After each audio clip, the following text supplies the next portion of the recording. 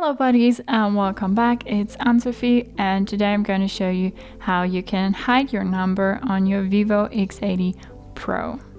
For that you want to go to your little phone button here, then click on these three little dots, settings, go to calling accounts, click on SIM 1 and then on additional settings. Now click on caller ID and then click on hide your number.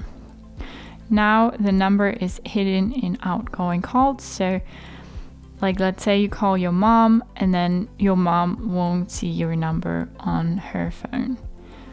Now you can just go back, and if you now make calls, your number won't be shown on the device you're calling. If you ever want to change that again and show your number, you just go back, do all the steps again, and then just click on show number. So now the number is displayed in outgoing calls. That's how you can hide and show your number on your Vivo X80 Pro. Hope you liked it, hope it helped. If so, thumbs up, share and subscribe, and I hope to see you next time. Bye.